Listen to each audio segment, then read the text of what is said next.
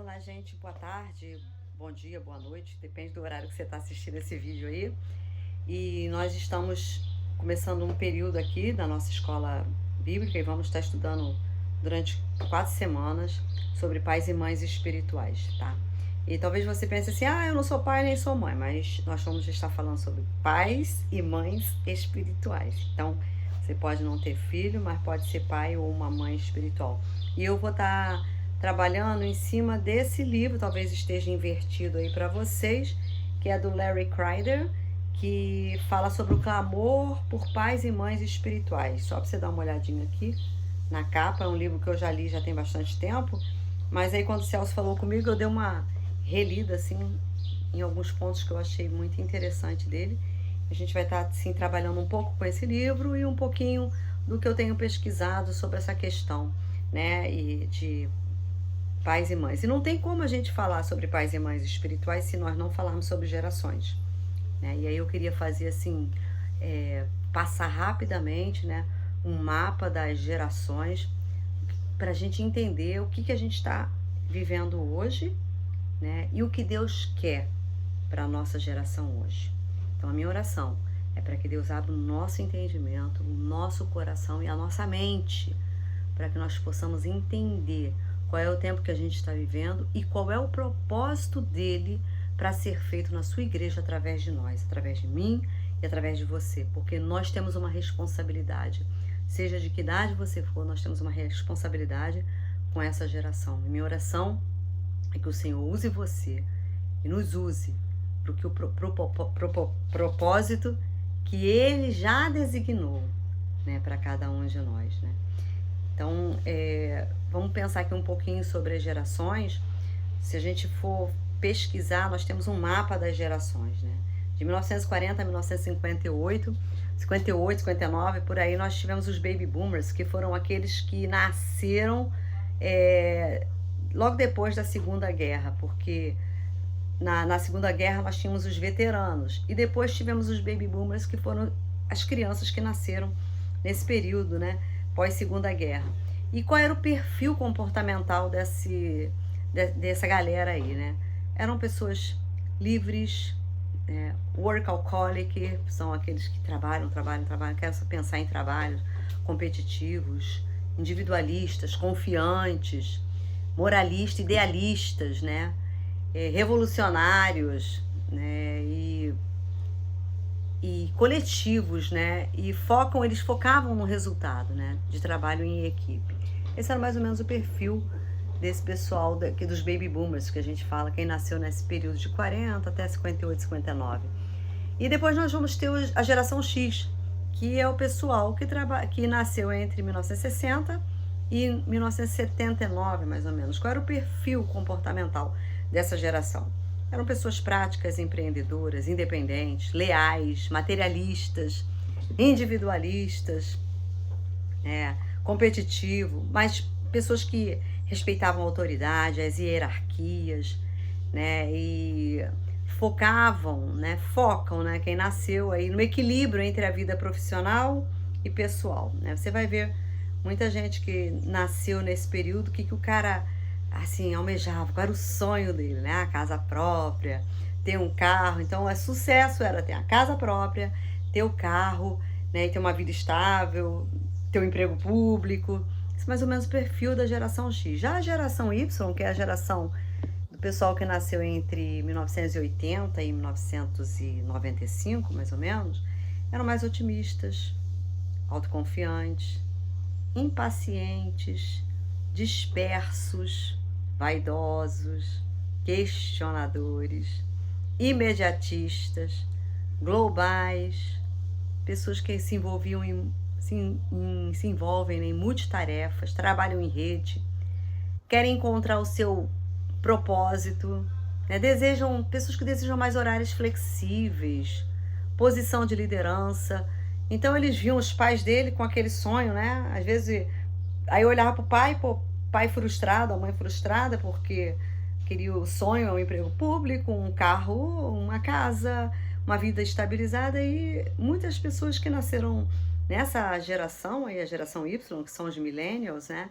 Eles já pensam diferente. São pessoas que pensam, são mais flexíveis, eles aprendem rápido, né? Têm dificuldade de concentração. E a maioria dessas pessoas que nasceram nessa geração são preocupadas com o meio ambiente, coisa que a geração anterior não era. E depois nós tivemos a geração Z, que foi o pessoal que nasceu entre 95 e 2010, né? São os nativos digitais, críticos, dinâmicos, pessoas que são comunicativas, tá? Eles são tecnológicos, né? Quem nasceu nesse período tem essa coisa da tecnologia, né? São realistas, são preocupados também com o meio ambiente, exigentes, eles valorizam, né, a identidade fluida, buscam satisfação no trabalho e entediam-se também facilmente, mas estão sempre em busca de algo melhor. E a geração que nasceu depois de 2010, né, são a geração considerada a geração alfa, né? O que eles são? São empreendedores, livres, versáteis, questionadores, hiperconectados. Né? Já viu aquela criança que parece que nasceu dentro da internet, né? Tem até às vezes umas charges de crianças que são impressões de bebê, né? E são super conectados, exibicionistas, buscam experiências imersivas e interativas, né? Relacionam-se com o mundo por meio da tecnologia desde o nascimento. Podem conquistar mais independência e adaptabilidade às evoluções que se apresentam. A maioria é filho único. Então você vai ver que nós estamos nessa geração em que as pessoas são super conectadas, né? Elas são tecnológicas. E como é que a gente vai, né? Nós como igreja, a gente vai lidar com uma geração como essa, né? Esse é o atual cenário, né? Dessa geração. Então, diante disso, dessa realidade, a gente precisa saber como é que a gente vai lidar com esse conflito geracional, né? O conflito entre gerações, né? Porque os perfis são diferentes. Então, a gente precisa ter muito jogo de cintura e empatia para liderar, treinar, desenvolver. E aí a gente vai pensar um pouquinho, né, sobre a estratégia de Deus, umas considerações que são importantes. Né? Quais são as estratégias de Deus? E para isso eu gostaria de começar lendo o Salmo 78, né? Se você tiver a sua Bíblia aí, Salmo 78, do versículo 1 ao versículo 8, que diz o seguinte, ó: Povo meu, escute o meu ensino, incline os ouvidos para o que eu tenho a dizer. Em parábolas abrirei a minha boca, proferirei enigmas do passado. O que ouvimos e aprendemos, o que os nossos pais nos contaram, não os esconderemos de nossos filhos. Contaremos às próximas gerações os louváveis feitos do Senhor, o seu poder e as maravilhas que fez. Ele decretou estatutos para Jacó e em Israel estabeleceu a lei e ordenou aos nossos antepassados que os ensinassem aos seus filhos, de modo que a geração seguinte a conhecesse e também os filhos que ainda nasceriam, e eles, por sua vez, contassem a seus próprios filhos. Então eles porão a confiança em Deus, não esquecerão os seus feitos e obedecerão os seus mandamentos. Eles não serão como seus antepassados, obstinados e rebeldes, povo de coração desleal para com Deus, gente de espírito infiel, né? E um outro texto também que eu quero ler aqui é o Salmo 119, versículo 90, que diz o seguinte.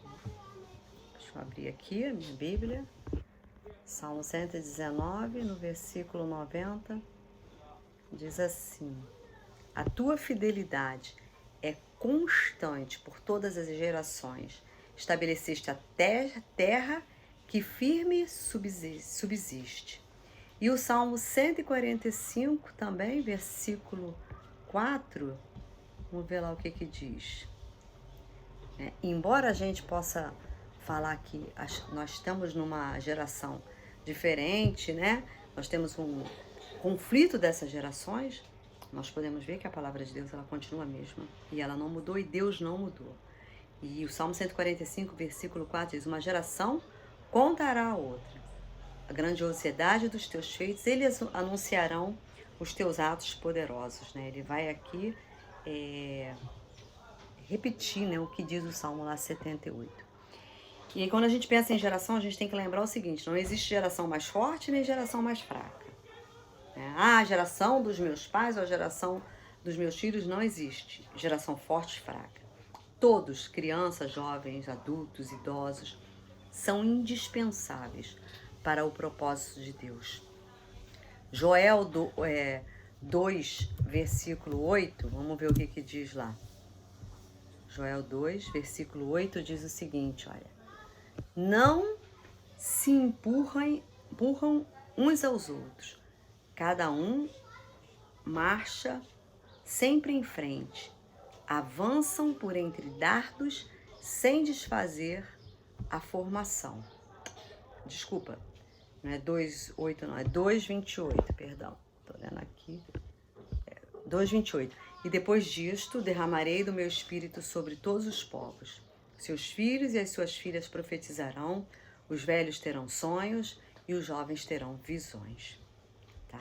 Então, isso é uma promessa de Deus, né? Uma promessa do Senhor para jovens e para velhos. Então, todos são indispensáveis. Cada geração, ela vai receber a visão das outras gerações. Ela transmite a visão para as outras gerações. Como nós lemos, né? Uma geração contará a outras gerações os grandiosos feitos do Senhor e as maravilhas. Deus tem uma revelação específica para uma geração específica. A convocação dele inclui todo mundo.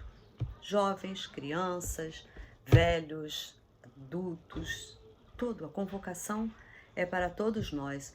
Em Joel 15, 2, do versículo 15 ao versículo 17, diz assim, olha: toquem a trombeta em Sião, decretem jejum santo, convoquem uma assembleia sagrada, reúnam o povo, consagrem a assembleia, juntem os anciãos, as crianças, aqueles que mamam no peito, até os recém-casados devem deixar os seus aposentos, que os sacerdotes que ministram perante o Senhor chorem entre o pórtico do templo e o altar, orando: poupa o teu povo, Senhor, não faças da tua herança motivo de zombaria e de piada entre as nações, porque se haveria de dizer entre os povos, onde está o Deus dele? Então, a convocação aqui, né, Deus está convocando, inclui todo mundo.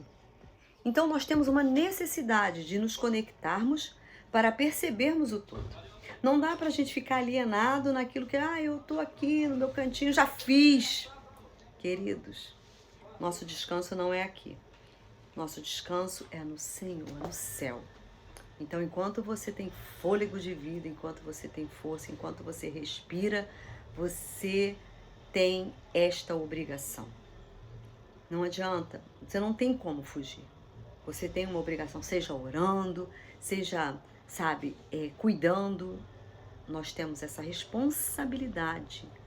Nós, como igreja, temos essa responsabilidade de nos conectarmos com a outra geração e percebermos o todo. Aquilo que Deus quer e aquilo que Deus está fazendo e aquilo que Deus vai fazer. Qual é a estratégia do inimigo hoje? Ele vai fragmentar as gerações. E o que ele vai fazer? Enfraquecer os relacionamentos.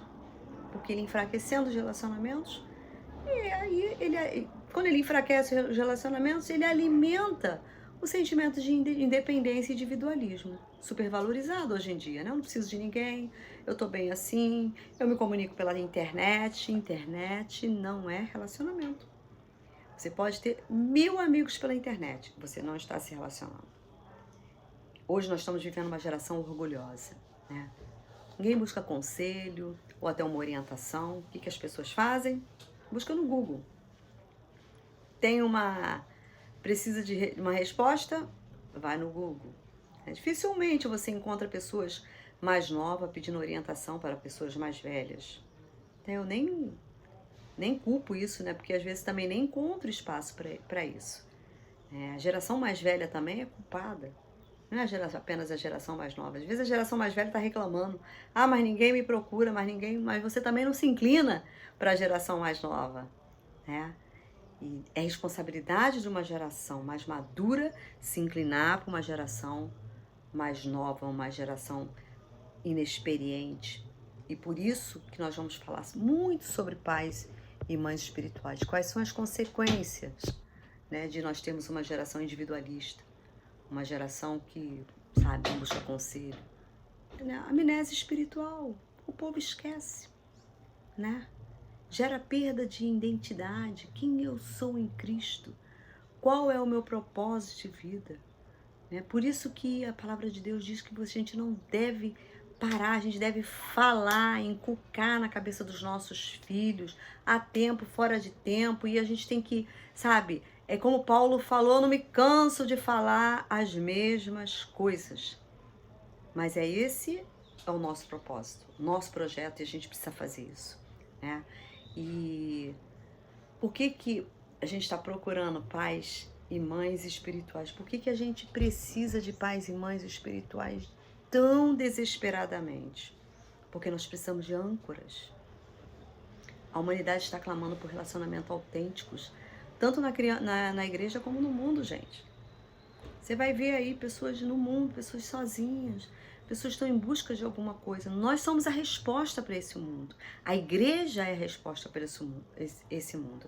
Em Malaquias 4:6, a palavra de Deus diz que o Senhor vai fazer com que os corações dos pais se voltem para os seus filhos e o coração dos filhos se voltem para os seus pais. A intenção de Deus é levantar pais espirituais, né, que estejam dispostos a cuidar de filhos espirituais e ajudá-los a crescer nas suas vidas cristãs. Quando os velhos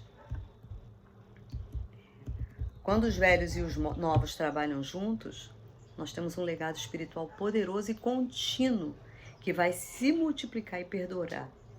Transmitir paternidade espiritual preenche o vazio e preenche as lacunas de relacionamentos quebrados entre velhos e jovens, né? Então, nós precisamos trabalhar juntos. Então, nós precisamos de pessoas que são âncoras, que vai estar ajudando essa geração. Seja uma geração mais nova, uma geração, né? Quando a gente fala de pais e mães espirituais, né? Você pode estar sendo pai e mãe espiritual para uma pessoa mais nova, você pode ser pai e mãe espiritual para uma pessoa mais velha que acabou de se converter. A gente vai falar sobre isso, né? Porque uma pessoa que se converte, acabou de se converter, ela é uma criança e ela precisa de um pai espiritual. Paulo, ele serviu como um modelo de pai espiritual, né?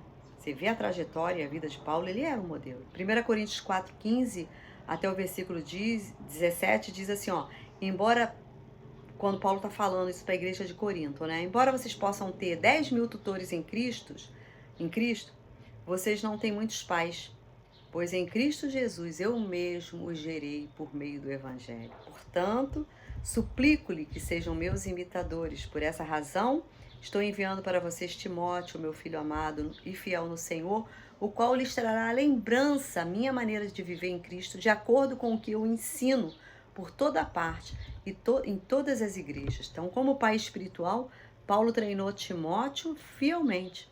E agora Timóteo estava pronto para transmitir sua paternidade espiritual para a igreja de Corinto. Os crentes, eles precisam ver, né, a paternidade espiritual exemplificada através do exemplo, para que eles possam ser treinados e passar adiante o legado para a próxima geração de crentes.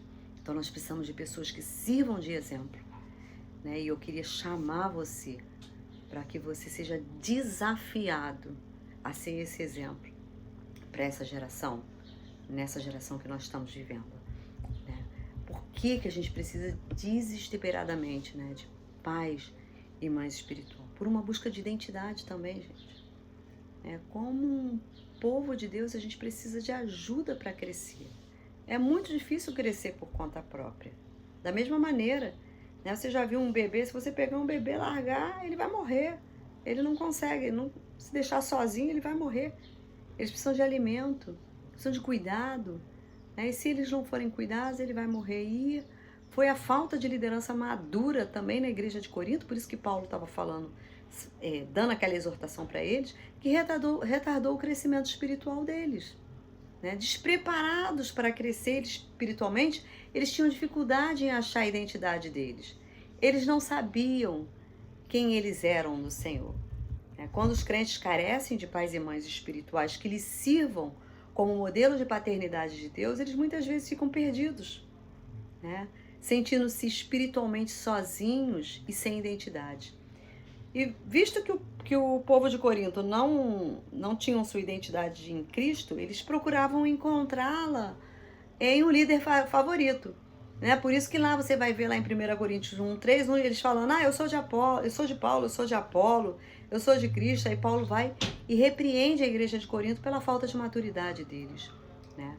Então esse é um outro ponto, porque a gente precisa desesperadamente de pais e mães espirituais. A gente precisa desesperadamente de pais e mães espirituais, porque senão a gente vai perder a colheita, gente. Eu creio que Deus tem preparado uma grande colheita. Deus tem preparado a igreja para uma grande colheita. João 4,35 diz, olha, abram os olhos e vejam. Os campos, eles estão maduros. Estão maduros para a colheita. Nós temos uma promessa de uma grande colheita e certamente ela vai vir, gente.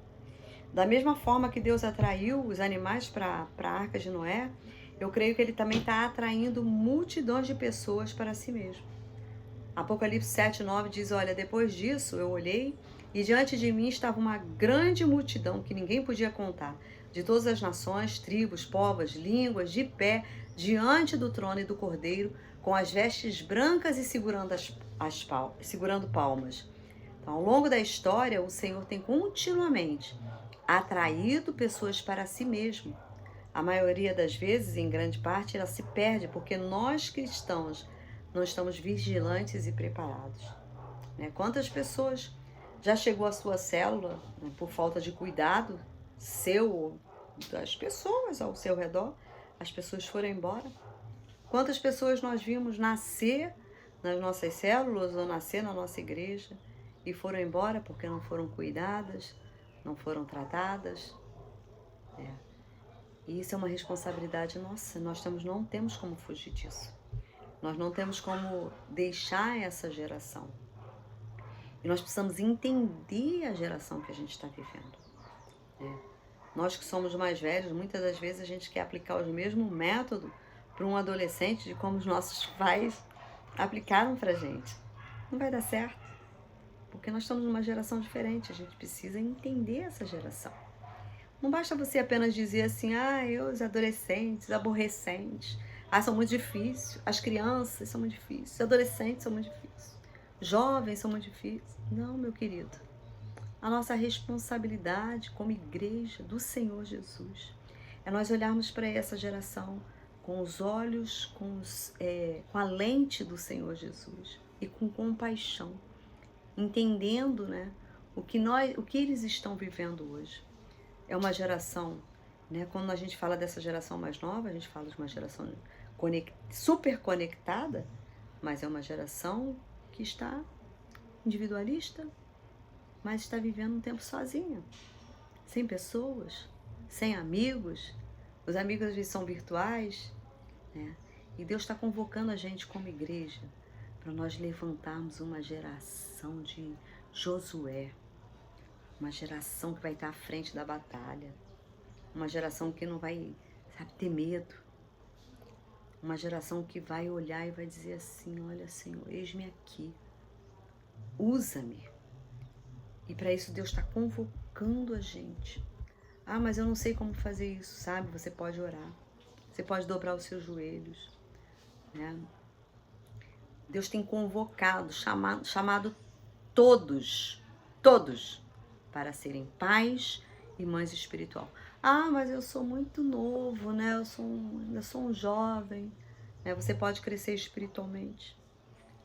Cresça espiritualmente e cuide de uma pessoa. Busque alguém, vai cuidar dela. Alguém mais novo, alguém que, ainda é novo na fé.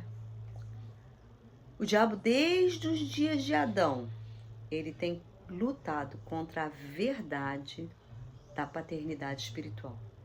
Porque é uma história de restauração de relacionamento com Deus e com o homem.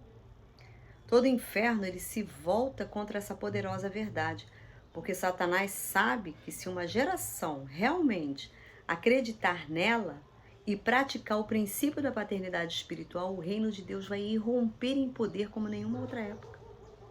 A gente precisa orar por pais e mães que se levantem e se coloquem à disposição do reino.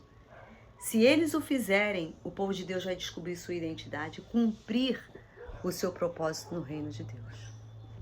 Então eu queria assim, hoje, né, nós fazermos essa meditação, uma meditação rápida, mas que você seja realmente desafiado e que você se lembre que as gerações, elas são extremamente importantes para Deus. Deus tem um plano para cada geração.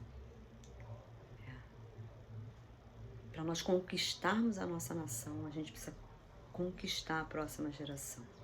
E se nós, como igreja, a gente fica paralisado, vai existir uma brecha entre as gerações. É por isso que nós, uma geração, ela sustenta a outra geração. Se nós nos calarmos e sermos omissos, nós vamos criar um buraco nas gerações. E nós vamos estar criando uma geração, né? Vamos ver uma geração sem conhecer o Senhor, uma geração que não tem propósitos, uma geração que não tem projetos, uma geração sem sonhos. Por isso que o Senhor convoca a gente. A colheita, ela já está preparada, a colheita está pronta, mas qual vai ser o nosso posicionamento como igreja? A palavra de Deus lá em Isaías 45, no versículo 45, não, desculpa. Isaías 41, versículo 5, diz o seguinte, versículo 4. Quem fez tudo isso? Quem chama as gerações à existência desde o princípio? Fui eu mesmo, o Senhor, o primeiro, que continuarei sendo, até mesmo com os últimos. Então, olha, eu queria, assim, nessa pequena meditação de hoje, convocar você, a você estar realmente vindo comigo, né, nesse clamor, pais e mães espiritual. E eu creio que Deus vai falar ao seu coração de maneira tremenda. Você vai se levantar como um pai ou uma mãe espiritual, seja orando, seja cuidando, seja intercedendo, seja dando uma palavra, seja, sabe, caminhando junto. E aí nós vamos estar edificando a igreja, fortalecendo a igreja e fortalecendo uma geração. Porque uma geração, ela é suporte da geração seguinte. Amém? Deus abençoe você e que Ele possa ter ministrado ao teu coração de maneira única e profunda. Amém?